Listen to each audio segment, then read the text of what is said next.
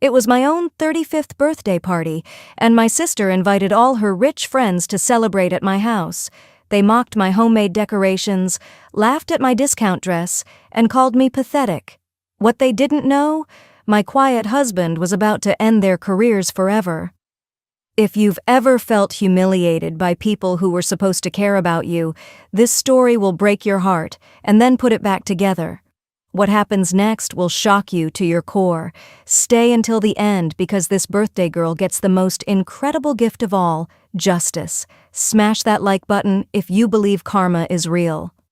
Hi everyone, I'm Gia, and I need to tell you about the most heartbreaking and shocking birthday I've ever had.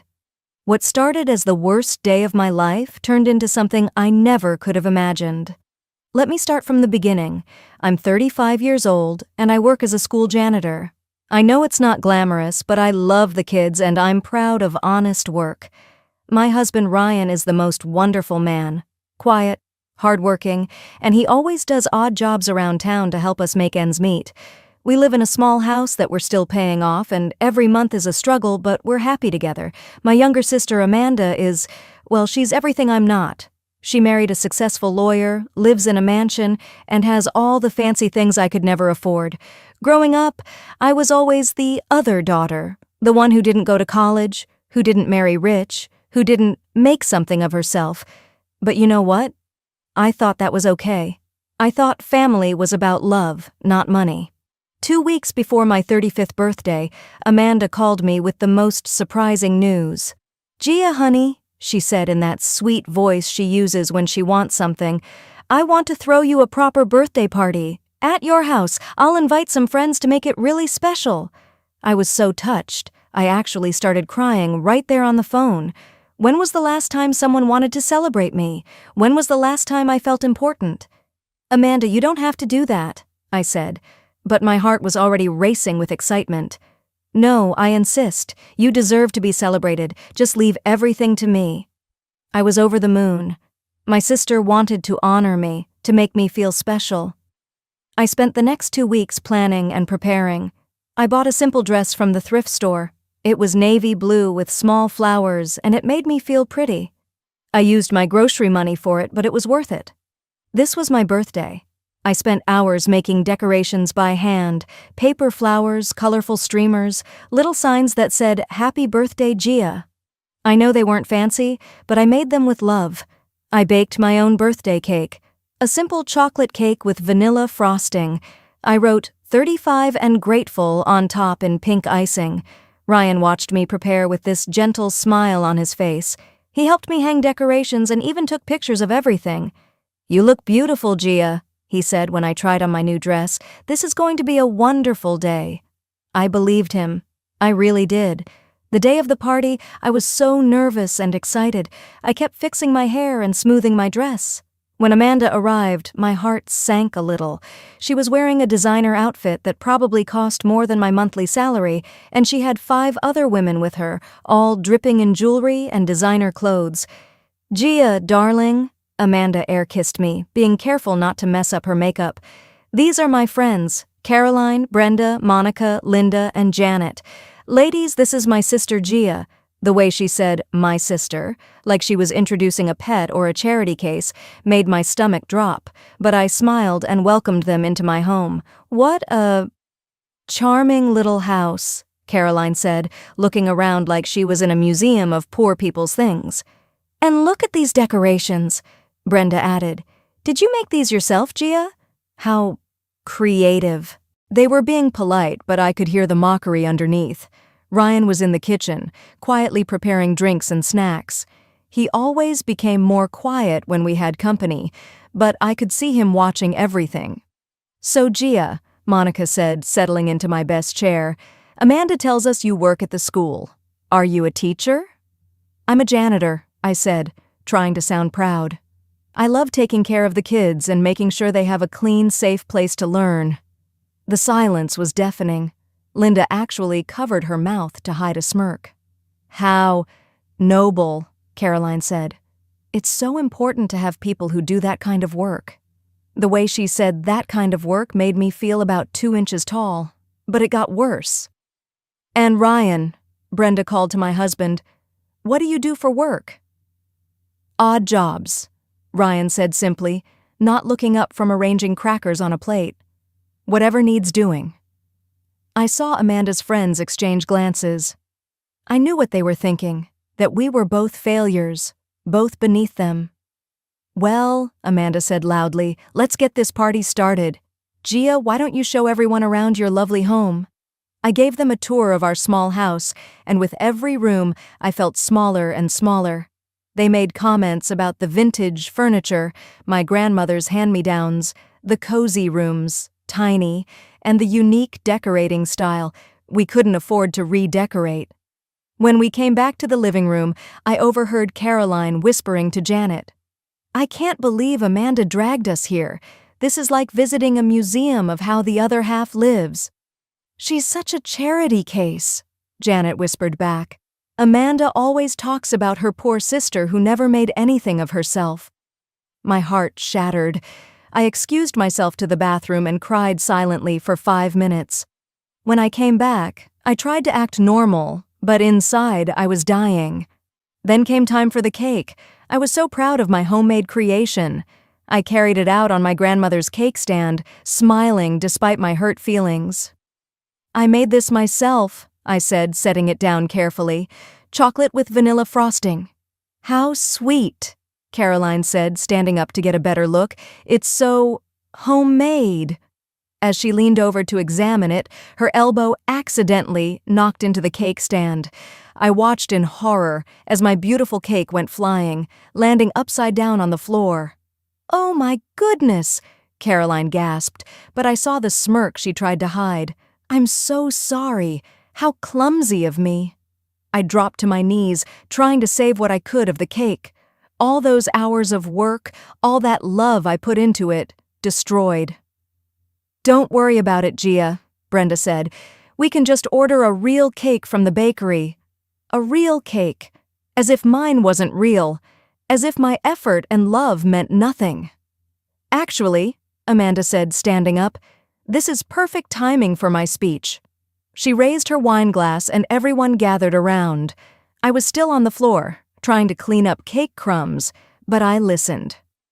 "I want to toast my sister Gia," Amanda began. "Gia has always been different from me. While I went to college and built a career, Gia chose a simpler path. She's always been happy with less, a small house, a simple job, a quiet life.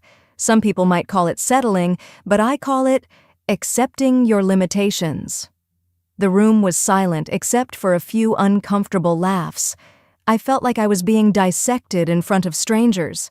"Gia tries so hard," Amanda continued. "Look at these decorations she made by hand. This cake she baked herself. She puts so much effort into everything, even if it doesn't quite measure up to what others might do. But that's what makes her special. She doesn't know any better." I couldn't breathe. My own sister was humiliating me at my own birthday party. The women were all nodding and smiling like they were watching a documentary about sad people. "So here's to Gia," Amanda raised her glass higher, "who reminds us all to be grateful for what we have and to never take our blessings for granted." They all drank to that, to my failure, to my limitations, to my simple, small life. I couldn't take it anymore. I ran to my bedroom and collapsed on the bed sobbing. This was supposed to be my special day. Instead, it was the most humiliating experience of my life. A few minutes later, Ryan came in. He sat on the bed and pulled me into his arms. "I'm so sorry, sweetheart," he whispered. "I'm so sorry they're treating you this way." "Maybe they're right," I cried. "Maybe I am just a failure. Maybe I never made anything of myself." "Don't you dare say that," Ryan said firmly. "You are the most incredible woman I know. You have the biggest heart, the strongest spirit, and the most beautiful soul. They don't deserve to breathe the same air as you." Just then, his phone rang. I was about to tell him to ignore it, but he looked at the caller ID and his expression changed. "I have to take this," he said. "Hello?" "Yes, Mr. Patterson, I understand." "No, that acquisition can wait until Monday." "Yes, I'll review the contracts then."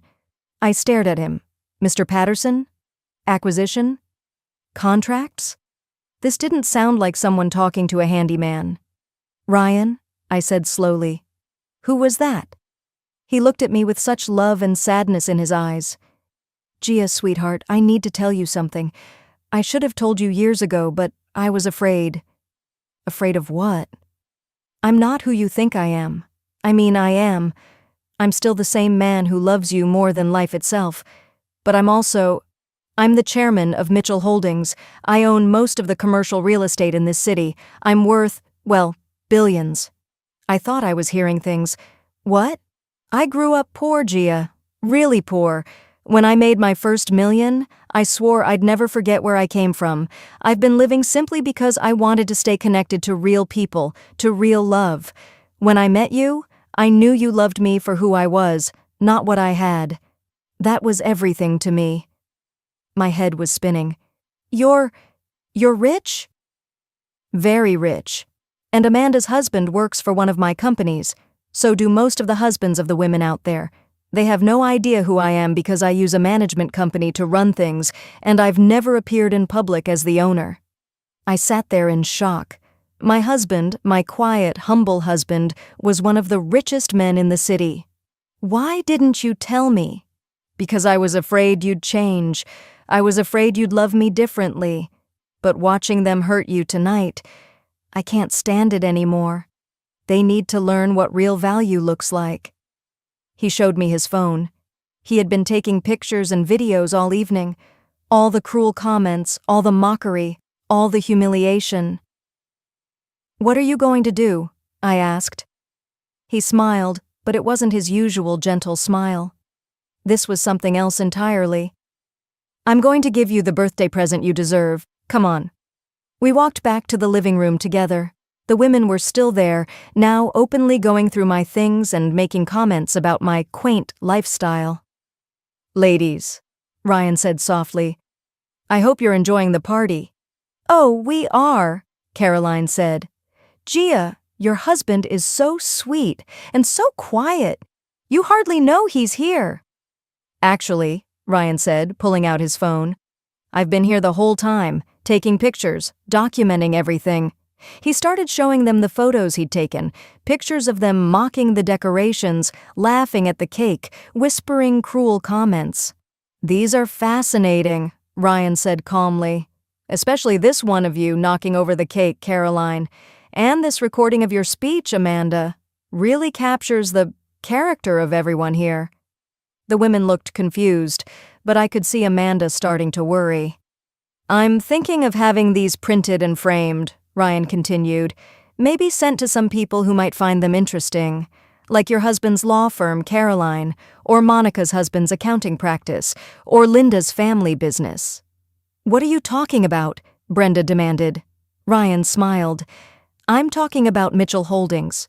You know, the company that owns the building where Caroline's husband works? The company that's Monica's husband's biggest client? The company that Linda's family business desperately wants to work with? The blood drained from their faces. That's impossible, Amanda whispered. Mitchell Holdings is owned by some reclusive billionaire.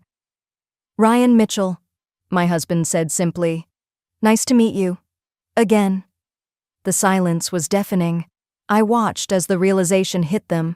They had spent the evening humiliating the wife of one of the most powerful men in the city. This is impossible, Caroline stammered.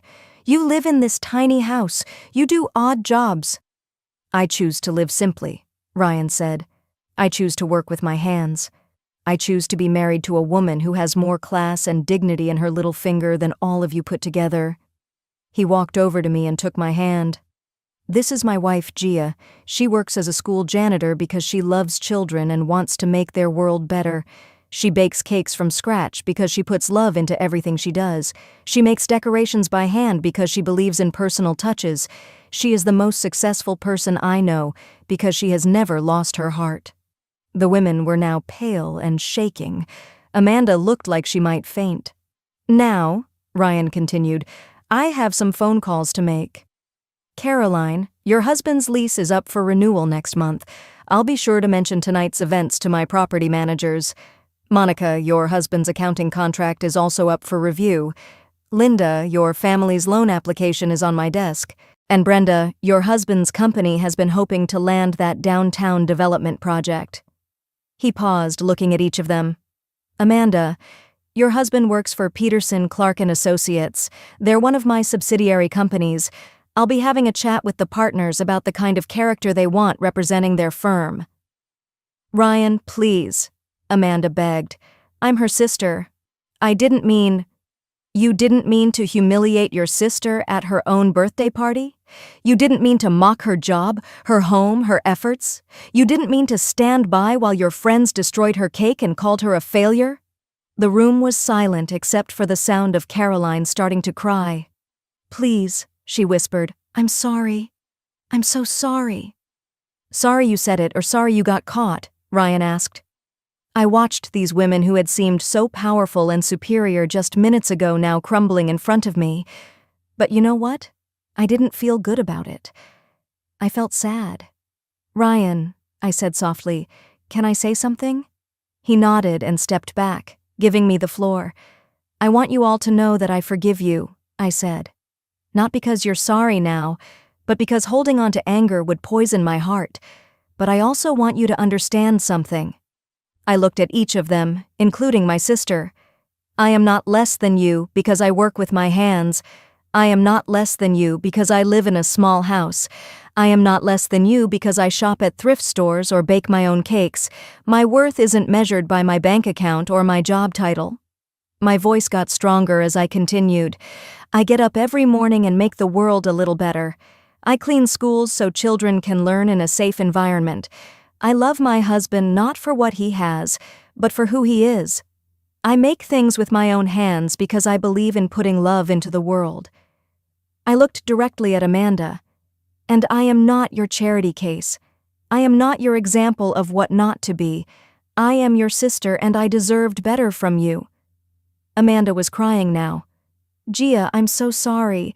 I don't know why I was trying to impress them and I threw you under the bus. I'm so ashamed. Good, I said simply. You should be. Ryan put his arm around me. Ladies, I think this party is over. You can see yourselves out. As they gathered their purses and prepared to leave, Caroline turned back to me. Gia, for what it's worth, your cake looked delicious. And your decorations were beautiful. They were made with love, and that's something money can't buy. Thank you, I said. That means more to me than you know. After they left, it was just Ryan, Amanda, and me. Amanda sat in the corner, crying quietly. I ruined everything, she whispered. I ruined my marriage, my reputation, everything. No, Ryan said, you ruined tonight. But you can fix the rest if you really want to. It starts with understanding why what you did was wrong. I was jealous, Amanda admitted. I've always been jealous of you, Gia. You're so content, so happy with what you have. I have everything I thought I wanted, but I'm miserable. I thought if I could make you feel small, it would make me feel bigger. Oh, Amanda, I said, my heart breaking for her. I've been jealous of you too. I thought you had the perfect life. I have the perfect stuff, she said. But I don't have what you have. I don't have a husband who loves me the way Ryan loves you. I don't have work that makes me feel useful. I don't have joy. We talked for another hour, really talked for the first time in years. Amanda apologized over and over, and I could see she really meant it. We agreed to work on rebuilding our relationship, but it would take time. After she left, Ryan and I sat in our living room, surrounded by my homemade decorations and the mess from the party. I'm sorry I didn't tell you about the money, he said. I should have trusted you. Why didn't you? I asked.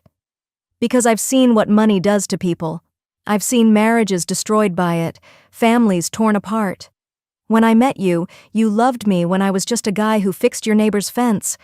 That love was pure. I didn't want to risk changing it. You couldn't change it, I said. Money doesn't change who you are in your heart. He smiled. I know that now. So what do you want to do with all this wealth? We could buy a mansion, travel the world, anything you want. I looked around our small, simple house with its hand-me-down furniture and homemade decorations. "I want to stay right here," I said. "This is our home. This is where we built our love. But maybe we could help other people. Fund scholarships for kids who need them. Support programs for working families." "I love you so much," Ryan said, pulling me close. "I love you too." And Ryan, this was the best birthday present ever. What was? Learning that the man I married is exactly who I thought he was. Rich or poor, you're still the same Ryan who holds me when I cry, who helps me hang decorations, who loves me for who I am. That's worth more than all the money in the world. We slow danced in our living room to no music, just the sound of our hearts beating together. My 35th birthday had started as the worst day of my life, but it ended as one of the best. I learned that my worth isn't determined by other people's opinions. I learned that real love protects and defends. And I learned that sometimes the most beautiful gifts come wrapped in the most painful experiences. The next Monday, Ryan made good on his promises. Caroline's husband was told his lease wouldn't be renewed. Monica's husband lost his biggest client. Linda's family business was rejected for their loan, and Amanda's husband was called in for a performance review that made it clear his wife's behavior reflected poorly on the firm. But you know what? Within a month, most of them had reached out to apologize sincerely. Some even became real friends. People can change when they're forced to confront their own cruelty. Amanda and I worked on our relationship. It wasn't easy, but we got there. She started volunteering at the school where I work, and she finally found the joy she'd been missing. As for me, I kept working as a janitor because I love it. I kept making things by hand because it fills my soul. I kept living in our small house because it's home. The only thing that changed was my confidence. I walk taller now, knowing that my worth comes from within, not from what others think of me. And every birthday since then, Ryan and I celebrate quietly at home. I make my own cake, put up my own decorations, and remember the night I learned that the most precious thing in life isn't money or status. It's being loved for exactly who you are. Sometimes the best birthday gift isn't what you unwrap, it's discovering how much you're truly loved. If this story reminded you that you're worth more than anyone's opinion, hit that like button and subscribe for more incredible stories. And remember, never let anyone make you feel small, because you never know who's watching and ready to lift you up. What's the best birthday gift you've ever received? Let me know in the comments below.